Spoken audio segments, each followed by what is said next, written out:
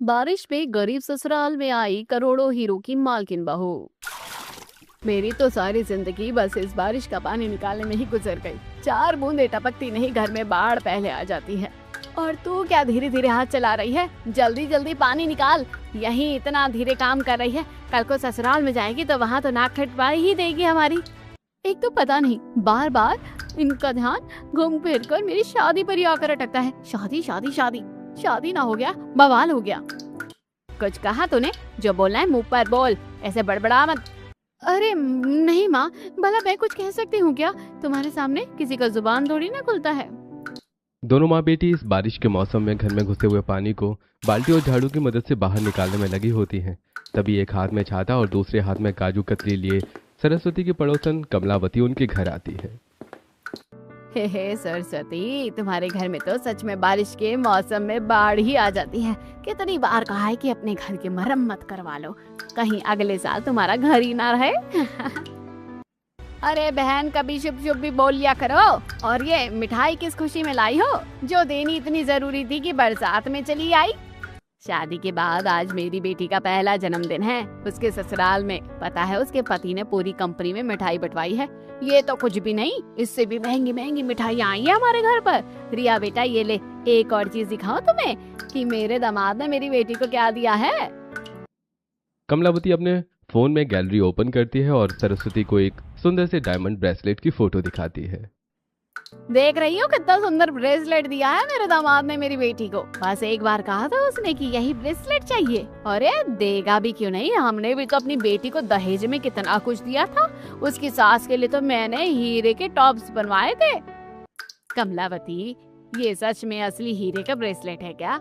अरे हाँ बहन, बिल्कुल असली हीरे का ब्रेसलेट है ये। सोना वगैरह तो बस आजकल के जमाने में मामूली सा हो गया है। देना है तो हीरा दो, जो चमक धमक और रुतबा हीरे का है ना, वो सोने चांदी का नहीं है। खैर तुम्हारे और तुम्हारे बेटी के नसीब कहाँ है ये सब। अपने घर की मरम्मत करवा लो, वही बड़ी बात है। चलो मैं चलती हूँ, और लोगों के घर मिठाई भी बांटनी है।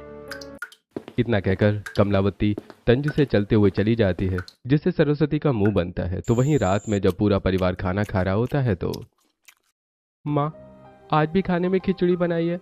2-3 दिन से खिचड़ी ही बन रही है खाने में। वो तो भगवान का शुक्र अदा करो कि कम से कम हमें खिचड़ी तो नसीब हो रही है, वरना इस महंगाई के जमाने में तो ये भी मुश्किल ही है। माँ ऐसा क्यों कह रही हो? तनख्वाह तो मैं बराबर ला कर देता हूँ घर पर, तो फिर क्या दिक्कत है? अरे तेरे उन पैसों से घर का खर्चा चलाऊं, राशन सब्जी लूं, या तेरी बहन की शादी के लिए पैसे जोड़ूं? 2-3 महीने बाद शादी है इसकी, और अभी तक एक सोने की चीज भी नहीं बनवाई है मैंने अपनी बेटी के लिए। वो कमलावती है ना, उसकी बेटी को उसके पति ने डायमंड का ब्रेसलेट दिया है, और देगा भी क्यों नहीं। कमलावती ने भी तो दहेज में सोना हीरा सब दिया था। अरे भगवान, तुम क्यों उन लोगों से हमारी बराबरी करती हो? वो कहाँ राजा भोज, हम कहाँ गंगू तेली। बस ऊपर वाले की कृपा से 2 वक्त की रोटी नसीब हो रही है ना, काफी है। अरे तुम्हें कहाँ अपनी बेटी की फिक्र है? अरे बेटी की छोड़ो, अपनी पत्नी के लिए भी कुछ किया है तुमने? हीरा तो बहुत दूर की बात है, सोने चांदी की भी एक चीज नहीं बनवाई है। सालों से पेट काट काट के थोड़े थोड़े पैसे जमा किए हैं, लेकिन इस महंगाई के जमाने में क्या ही बनवा पाऊंगी उन पैसों में से मैं अपनी बेटी के लिए। माँ, आप क्यों इतनी परेशान हो रही है? वो लोग दहेज के लालची नहीं है, कह तो रहे थे वो लोग, उन्हें कुछ नहीं चाहिए। कहने और मांगने में फर्क होता है। आजकल कोई मांगता नहीं है, देना पड़ता है। चाह तो मेरी है कि मैं तुझे हीरे के सेट में विदा करूं, लेकिन यहाँ तो सोना ही मुश्किल लग रहा है। सरस्वती की बातें चल ही रही होती हैं कि तभी बाहर से फिर से जोरों की बारिश शुरू हो जाती है और एक बार दोबारा से घर की छत टपकने लगती है। यही बाकी रह गया है, भगवान ऐसी जिंदगी से मौत क्यों नहीं दे देता। सरस्वती खाने की प्लेट धकेल कर सीधा सोने के लिए चली जाती है, जिसे देखकर घर में किसी को भी अच्छा नहीं लगता। सारी जिंदगी गरीबी में गुजारने के बावजूद भी सरस्वती के दिल में हीरे की बड़ी चाहत थी, लेकिन ये गरीबी की जंजीरें सरस्वती को इतनी बुरी तरह से जकड़े हुए थीं कि वो चाहकर भी इससे बाहर नहीं निकल सकती थी। कुछ दिनों के बाद माँ, आप तैयार नहीं हुई? आज आकांक्षा की शादी है, चलना नहीं है क्या? देखो तो मैं तैयार भी हो गई हूँ। किस मुंह से जाऊं? बड़ी मुश्किल से लिफाफे में 1000 रुपए डाले हैं शादी में देने के लिए, वो भी तेरे पापा किसी से उधार मांग कर लाए थे। और ऊपर से जरा मेरा हुलिया तो देख, क्या इस पुरानी साड़ी में उन अमीरों की शादी में जाना सही रहेगा? माँ, वो लोग भले ही अमीर हैं लेकिन दिल के बहुत अच्छे हैं। और आकांक्षा को तो मैं बचपन से जानती हूँ, वो कैसी है। प्लीज चलिए ना, मैं उसकी शादी मिस नहीं करना चाहती। रिया के बार बार जिद करने पर सरस्वती शादी में चलने के लिए तैयार हो जाती है और अब थोड़ी देर में दोनों माँ बेटी शादी में पहुंचती हैं, जहां शादी में मौजूद दुल्हन ने एक सुंदर से रेड ब्राइडल लहंगे पर डायमंड का नेकलेस, चूड़ी, मांग टीका और नथ पहनी होती है। तो वहीं शादी में मौजूद कई औरतों ने भी ज्वेलरी पहनी होती है। यहाँ की औरतें तो किसी दुल्हन से कम नहीं लग रही। उस औरत ने कितनी सुंदर हीरे की चेन पहनी है और उसने हीरे की अंगूठी, और एक मुझे देखो, हाथ में एक सोने तक की चीज भी नहीं है। सभी औरतों के हीरे के जेवरातों को देखकर सरस्वती को जलन होने लगती है। थोड़ी देर में रिया सरस्वती के साथ अपनी फ्रेंड आकांक्षा से मिलने स्टेज पर जाती है। आप लोग आ गए। आकांक्षा कब से आपका इंतजार कर रही थी। चलिए साथ में फोटो खिंचवाते हैं। ये तूने रियल डायमंड पहना है, बहुत सुंदर लग रहा है तुझ पर। मैं तो चाहती थी कि शादी पर गोल्ड पहनूं, लेकिन यार गोल्ड ओल्ड फैशन हो गया है, इसलिए मैंने डायमंड लिया। अच्छा है ना। सरस्वती की नजर आकांक्षा के गले में पहने हुए उस हीरे के हार पर टिक जाती है। तो वहीं अब शादी से आने के बाद आधी रात में जहां सब गहरी नींद में सो रहे होते हैं, तो वहीं सरस्वती घर में रखे एक पुराने संदूक को खोलती है। संदूक में सरस्वती की जवानी की फोटो होती है, जिसमें उसने एक सुंदर सा हीरे का हार पहना होता है। पता नहीं मरने से पहले दोबारा से किस्मत में ऐसा ही हीरे का हार पहनना नसीब होगा कि नहीं। इस तस्वीर में जो सरस्वती के गले में हीरों का हार था, आखिरकार वो आया कहाँ से? और अगर वो सरस्वती का ही हार था, तो आज वो हार कहाँ है? और क्या ये लोग शुरू से ही इतने गरीब थे या कोई और कारण है? सभी कुछ जानने के लिए आइए कहानी में आगे बढ़ते हैं। अनुज, 1 बज गया है, लंच नहीं खाना क्या? नहीं निधि, मेरा मन नहीं है, तुम खा लो खाना। क्या हुआ अनुज, सब ठीक तो है? घर पर कुछ हुआ है क्या? देखो तुम मुझे बता सकते हो। अब क्या बताऊं निधि, मेरे परिवार के बारे में। तुम्हें पता ही है, 2 कमरों के छोटे से मकान में रहते हैं। हर वक्त बारिश में छत टपकती रहती है और कभी कभी तो गलियों में इतना पानी भर जाता है कि पानी घर के अंदर ही आने लगता है। और ऊपर से माँ माँ को तो रिया की शादी की इतनी टेंशन है कि पूछो मत। हर वक्त बस हीरा हीरा करती रहती है। उनका सपना है कि वो रिया की शादी में उसको ढेर सारे हीरे के जेवरात दें। अब तुम ही बताओ, ये सपना भला पूरा हो सकता है? सपने देखने पर कोई रोक टोक नहीं है, इंसान कुछ भी देख सकता है, बस पूरा करने की हिम्मत चाहिए होती है। तुम देखना, एक ना एक दिन तुम्हारी माँ का ये सपना जरूर पूरा होगा। उनका सपना पूरा होगा या नहीं ये तो मुझे नहीं पता, लेकिन हम अपनी शादी का सपना कब पूरा करेंगे? रिया छोटी है लेकिन फिर भी उसकी शादी मुझसे पहले हो रही है। उसकी शादी के बाद माँ मेरे लिए लड़कियां देखना शुरू कर देंगी। मैं तुम्हें क्या बताऊं, तुम्हें तो पता है कि मैं एक अनाथ लड़की हूँ। कम से कम 4 से 5 अनाथ आश्रमों में जा चुकी हूँ। उन लोगों का दिया हुआ नाम ही आज तक मेरी पहचान बना हुआ है। वो तो बस थोड़ी पढ़ाई लिखाई करके अब ये कॉल सेंटर की जॉब करती हूँ और अपने खर्च उठा लेती हूँ। मुझे तो ये भी नहीं पता कि मेरा परिवार कौन है, माँ बाप जिंदा भी है या नहीं। बस बचपन से गले में एक पत्थर का लॉकेट है, लगता है माँ बाबा ने पहनाया होगा, इसलिए मैंने इसे कभी उतारा भी नहीं। तुम ऐसी बातें मत किया करो, मैं ही हूँ तुम्हारा सब कुछ। बस एक बार रिया की शादी हो जाए, फिर मैं माँ और पापा को तुम्हारे बारे में बताऊंगा। अनुज एक निधि नाम की अनाथ लड़की से प्यार करता था, जो बचपन से ही बड़े होने तक अनाथ आश्रम में पली बड़ी थी। थोड़ी बहुत पढ़ाई कर निधि एक कॉल सेंटर में काम करती है और एक छोटे से किराए के घर में रहकर अपना गुजारा चलाती है। इसी तरह कुछ दिन गुजरते हैं और आज सरस्वती अपने पति और बेटी के साथ एक सुनार की दुकान पर जाती है। वेलकम सर और मैम, बताइए क्या दिखाऊं आपको? कल हमारे पास गोल्ड के कुछ नए सेट्स आए हैं। जी, मेरी बेटी की शादी है तो मुझे उसके लिए छोटी छोटी सोने की बालियां देखनी थी। सिर्फ सोने की बालियां? ये तो कोई गरीब सड़क छाप आ गए हैं। सरस्वती की बात सुनकर सेल्स गर्ल का बिहेवियर बदल जाता है और अब वो मुंह बनाकर उन्हें सोने की बालियां दिखाने लगती है कि तभी सरस्वती की नजर उसी शॉप में रखे एक काफी महंगे डायमंड के नेकलेस पर जाती है, जिसे देखकर ये हीरे का सेट है ना, कितना सुंदर है, एक बार इसे दिखाइएगा। ये बहुत ही एक्सक्लूसिव और महंगा है, हम आपको इसे ऐसे नहीं दिखा सकते हैं। देखने में क्या प्रॉब्लम है? आपने इसे रखा तो इसलिए ही है ना कि ताकि कस्टमर आकर इसे देखे। लेकिन देखने के साथ साथ उसे खरीदी भी ना कि अरे गहरे को देखने के लिए रखा है हमने यहाँ इसे। आप सोने की बालियां देखिए ना। उस सेल्स गर्ल का ऐसा बर्ताव सरस्वती और उसके परिवार को काफी बुरा लगता है। तो वहीं एक साधारण सोने की बाली देखने के बाद अब वो सीधा लोग बाहर आ जाते हैं।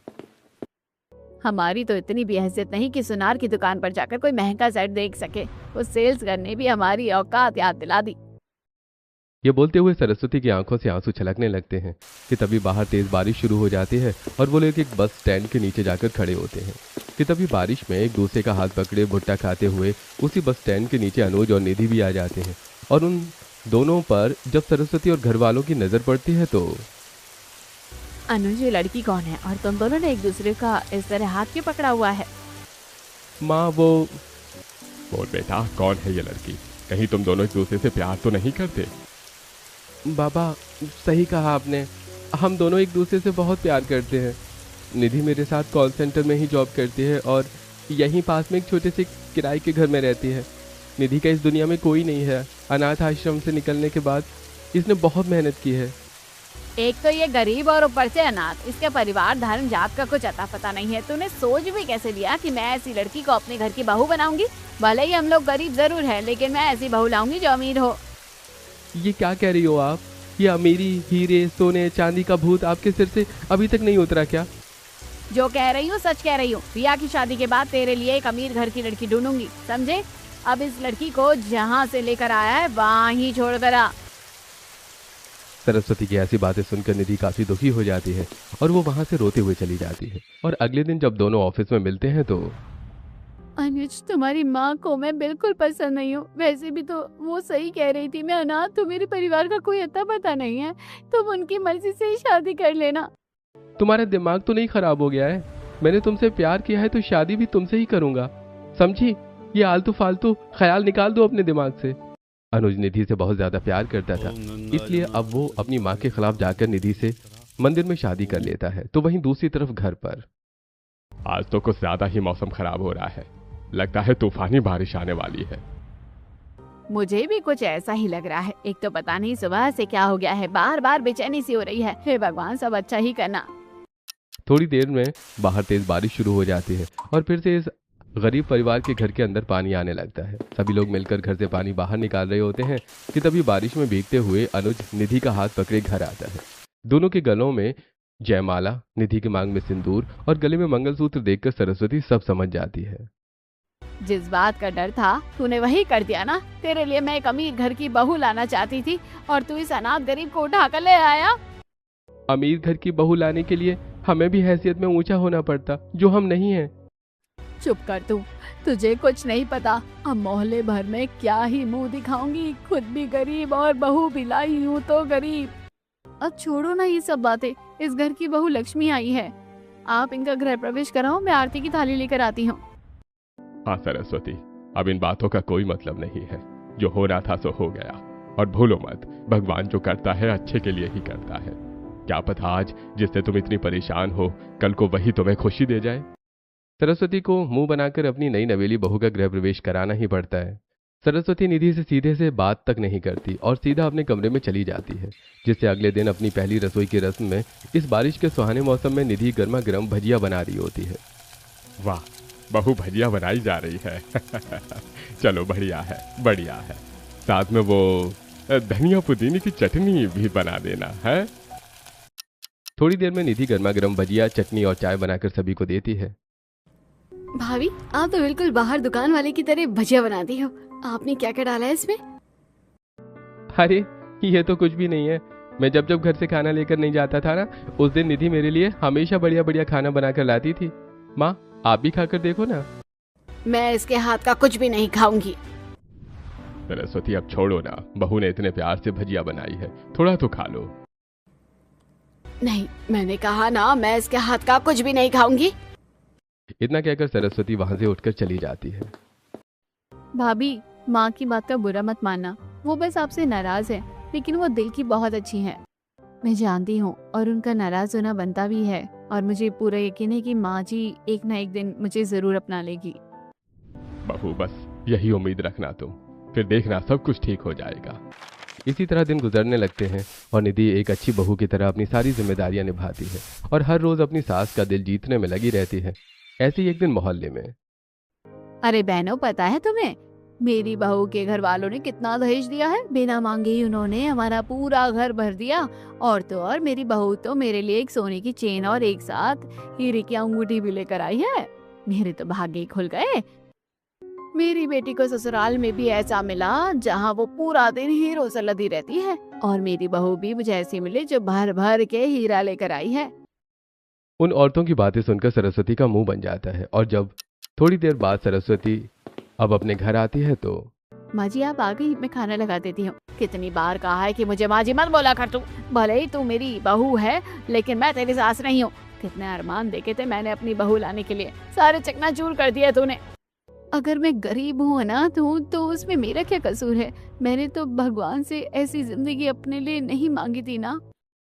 निधि इतना बोल ही रही होती है कि सरस्वती की नजर निधि के गले में बंधे हुए उस पत्थर वाले लॉकेट पर जाती है, जिसे देखकर बस कर अपना ये ड्रामा। मुझे तो हीरा पहनने वाली बहू चाहिए थी, लेकिन ये ना जाने पत्थर पहनने वाली बहू कहाँ से मिल गई।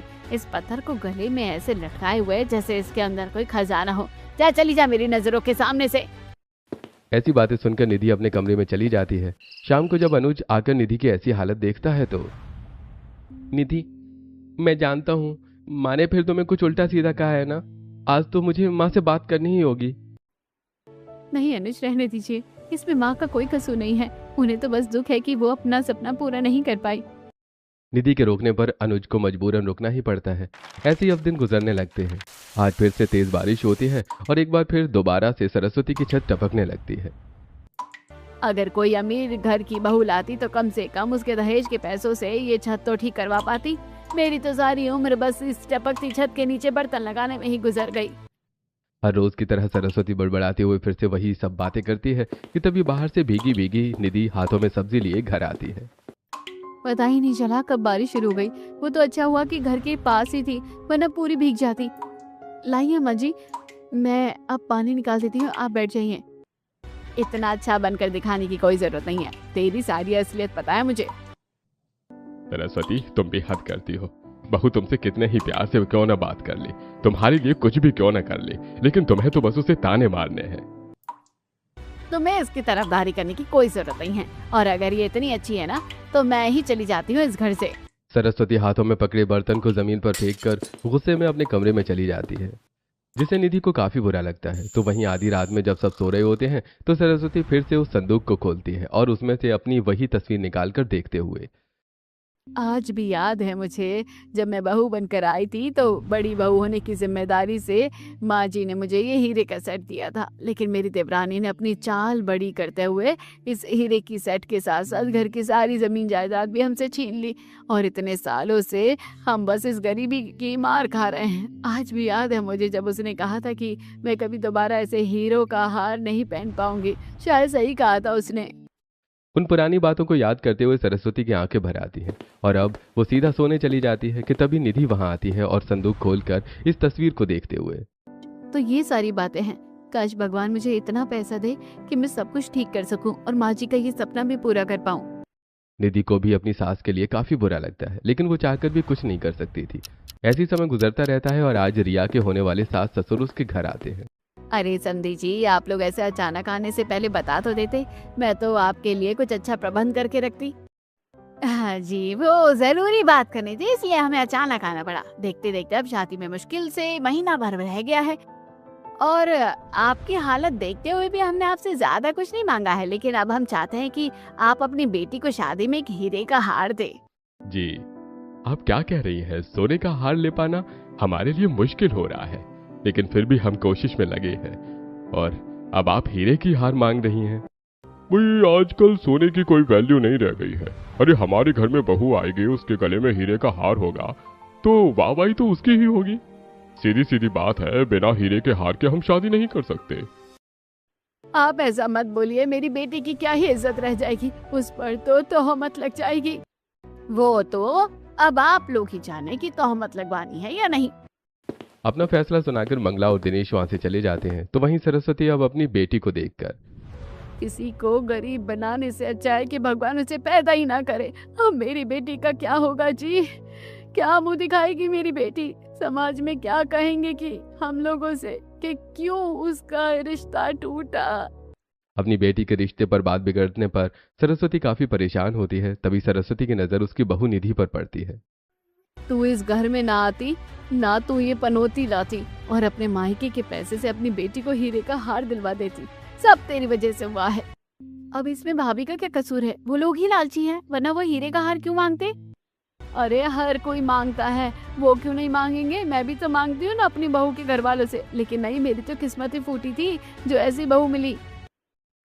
रोज रोज के ऐसे तानों से निधि काफी ज्यादा परेशान हो चुकी थी, इसलिए आज वो रोते हुए सीधा घर से बाहर चली जाती है। तभी बाहर तेज बारिश होने लगती है। इससे बचने के लिए निधि एक सुनार की दुकान के बाहर जाकर खड़ी होती है कि तभी उस सुनार की दुकान से एक लड़की सोने की चेन चुराकर भाग रही थी। इससे पहले कि वो लड़की दूर भाग पाती, तभी निधि उसे पकड़ लेती है। तुम्हारा बहुत बहुत शुक्रिया। पता है ये बड़े साहब ने ऑर्डर देकर बनवाई थी चेन। अगर ये चेन चली जाती तो मैं आज उन्हें क्या देता।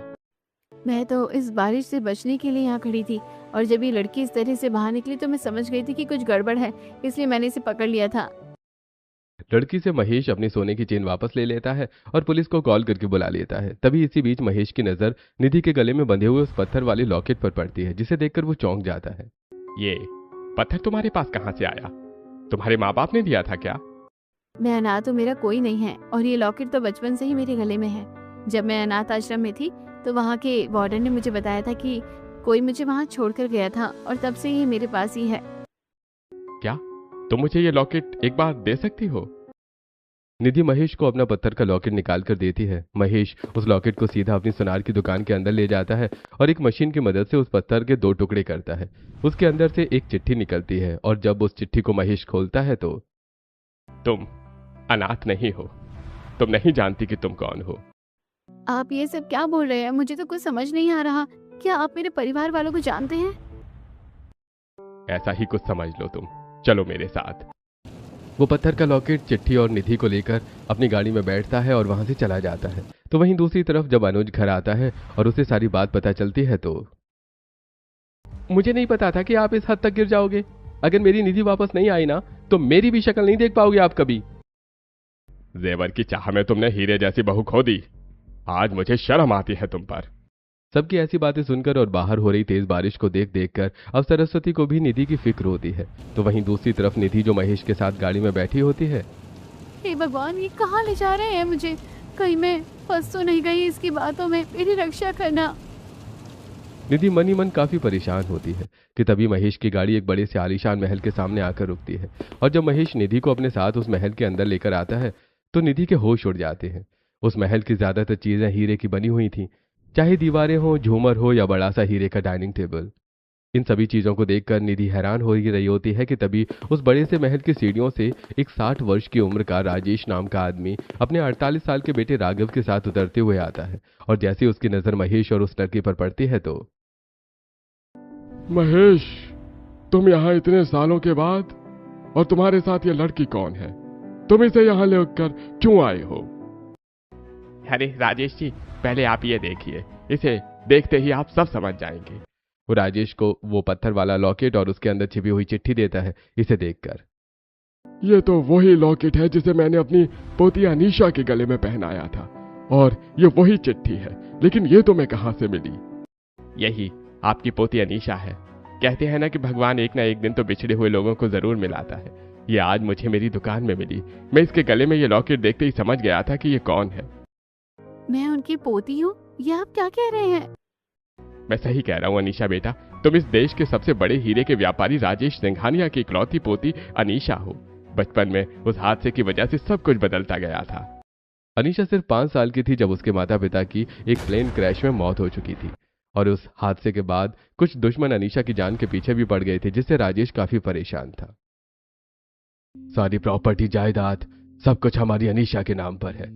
पता नहीं कैसे ये बात उन दुश्मनों को पता चली और वो इस नन्ही सी जान के पीछे पड़ गए हैं। पापा, हमें कुछ ना कुछ तो करना पड़ेगा, वरना सब कुछ खत्म हो जाएगा।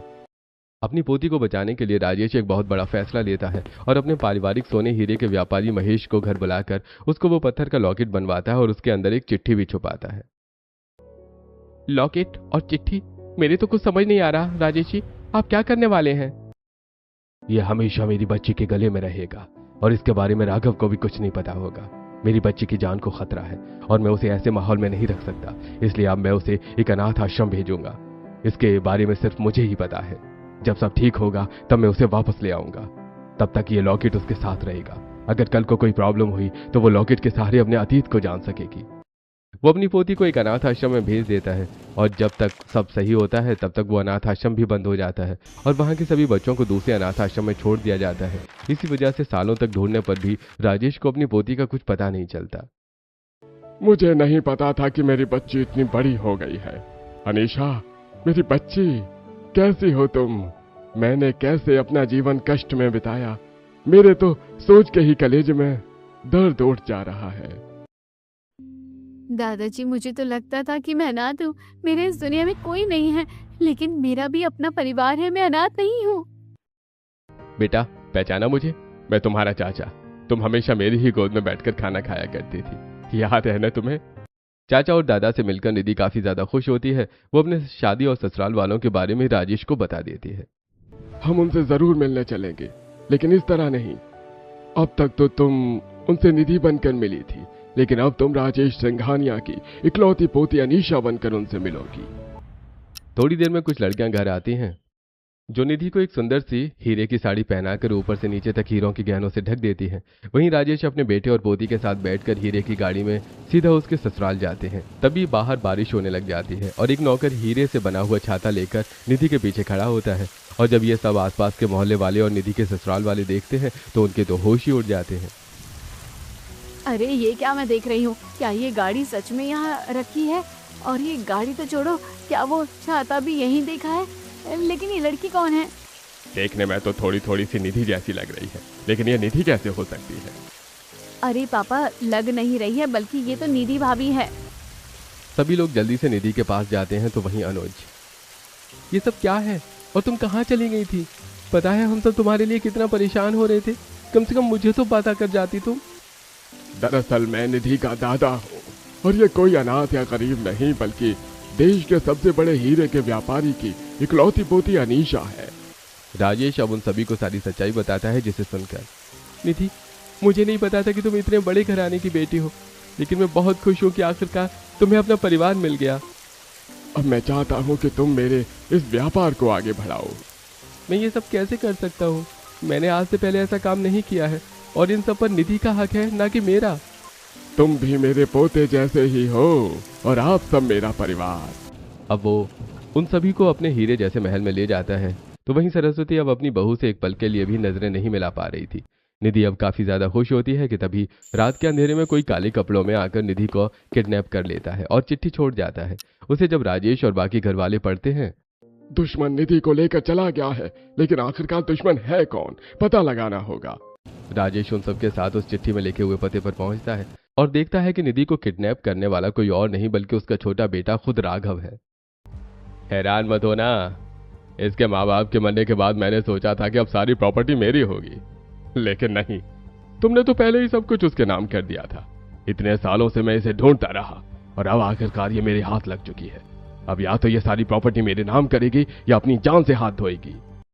मैं नहीं जानता था कि मैं अपने ही घर में आस्तीन का सांप पाल रहा हूँ, नीच कुत्ते। निधि बेटा, तू सब कुछ इन लोगों के नाम कर दे, मुझे बस तू चाहिए, ना कि हीरे जेवरात। मैं तो अपनी बहू को खो नहीं सकती। ऐसी बातें सुन निधि की आंखें भर आती हैं कि तभी वहां महेश एकदम से पुलिस को लेकर पहुंचता है और पुलिस राघव को पकड़ लेती है। वो तो अच्छा हुआ राजेश जी ने मुझे सही समय पर कॉल करके सब कुछ बता दिया था। तुझे क्या लगा कि तू दोबारा से इस परिवार को अलग कर देगा? इस बार तो मैं जा रहा हूं, लेकिन मैं वादा करता हूं कि मैं जरूर वापस आऊंगा और जब इस बार मैं वापस आऊंगा तो तुम्हारे पूरे परिवार को पूरी तरह से बर्बाद करके रख दूंगा। पुलिस उसे पकड़कर ले जाती है और सब कुछ पहले जैसा ठीक हो जाता है। तो वहीं निधि और उसकी सास मिलकर अपनी इकलौती नंद प्रिया के लिए एक बहुत बड़ी घराने का रिश्ता देखती है और सरस्वती के सपने को पूरा करते हुए प्रिया को सिर्फ सोने के जेवरात नहीं बल्कि हीरे के गहनों में विदा करती है। मैं बहुत शर्मिंदा हूँ कि अब तू इतने बड़े घराने की बेटी है, इसलिए मैं तेरे साथ इतने अच्छे से पेश आ रही हूँ। जैसे तू घर छोड़कर गई थी उसी दिन मुझे अपनी गलती का एहसास हो गया था। बहू, मुझे माफ कर दे। मेरी सास नहीं, एक माँ है, और माँ भी भला क्या अपनी बेटी से माफी मांगती है? वैसे मेरे पास आपके लिए बहुत अच्छा तोहफा है। निधि सरस्वती को एक ज्वेलरी बॉक्स देती है और जब सरस्वती उस बॉक्स को खोलती है तो उसके होश उड़ जाते हैं। उस बॉक्स में बिल्कुल वैसा ही हार होता है जो सरस्वती ने अपनी जवानी में पहना होता है। ये हार तेरे पास कहाँ से आया? क्या तू मेरी जेठानी से मिली थी या कहीं तूने मेरी वो फोटो देख ली थी? ये वो हार नहीं है, लेकिन उसके जैसा दिखता जरूर है। उस दिन मैंने आपकी सारी बातें सुन ली थी और उस तस्वीर में इस हार को भी देखा था, इसलिए मैंने आपके लिए ये हार बनवाया ताकि आप अपना वो सबसे पुराना सपना पूरा कर सको। सच कहा था तुम्हारे ससुर जी ने, इंसान के पास हीरा नहीं बल्कि हीरे जैसा दिल रखने वाला कोई होना चाहिए। बहू, तेरे पास हीरे जैसा भी दिल है। सरस्वती अपनी बहू को गले लगा लेती है। उसके बाद अब पूरा परिवार एक साथ हंसी खुशी रहता है। तो वहीं निधि अपने पति के साथ मिलकर अपने दादाजी के हीरे के व्यापार को आगे बढ़ाती है, जिसमें महेश भी उनका पूरा साथ देता है और वो भी उनके परिवार का एक महत्वपूर्ण हिस्सा बन जाता है।